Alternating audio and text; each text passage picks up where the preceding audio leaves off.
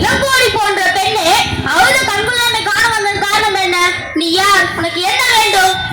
ஆராய்ச்சி நீதி வழங்கிய மன்னனே, என்னையா யார் என்று கேட்கிறாய்? சொல்கிறேன் கேள்.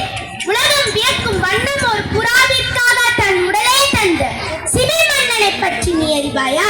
பால் போற்றும் பசுவை மக்கள் தெய்வம் என வணங்க அதன் கன்றை தேர்களில் இட்டுக் கொன்ற தன் மகனை மதே தேர்களில் இட்டுக் கொன்ற நீ மனுநீதி சோழன், அவனை பற்றி நீ அறிவாயா?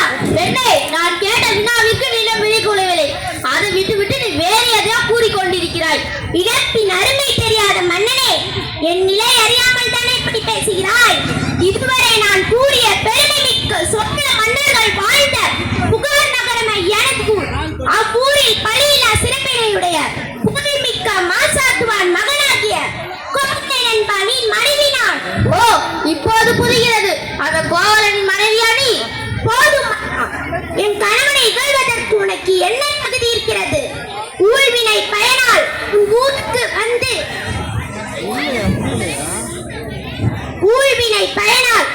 ஊருக்கு வந்து என் காசிலம்பை விற்க வந்த என் கணவனை அநியாயமாக கொன்று விட்டாயே, நீ செய்தது தகுமா? பெண்ணே, போதும் நிறுத்து. கல்வனை கொள்வது கொடுங்கோல் அன்று, அது ஏற்புடையது, அது அறறிவுமாகுமே. இதை எல்லோரும் அறிவார்களே, உனக்கு தெரியாதா என்ன? அறநெறி தவறிய மன்னனே, தவறளித்தவர்களை தண்டித்தல் தகுதியுடைய மன்னனுக்கு உரியது என்பதை நானும் அறிவேன். ஆனால் நீ கூறுவது போல் என் கணவன் கல்வன் அல்லன். அவனிடம் இருந்த சிலம்பும் அரசிக்குரிய சிலம்பன்று, அதன் இணை சிலம்பு இதோ என்னிடம் உள்ளது. என் கார் சிலம்பின் பரல் மாணிக்க கற்களால் ஆனது. பெண்ணே, நீ சொல்ல உண்மைதானா? உண்மையாயனில் அரசிக்குரிய சிலம்பின் பரல் முத்துக்கல்லால் ஆனது.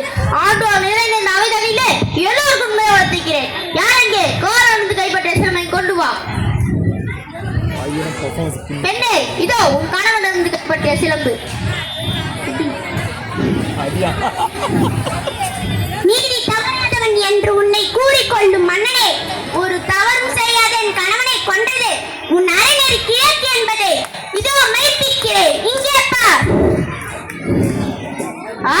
தவறு விட்டேனே, பிறர் சொல் கேட்டு பெரும் வினை செய்தேனே.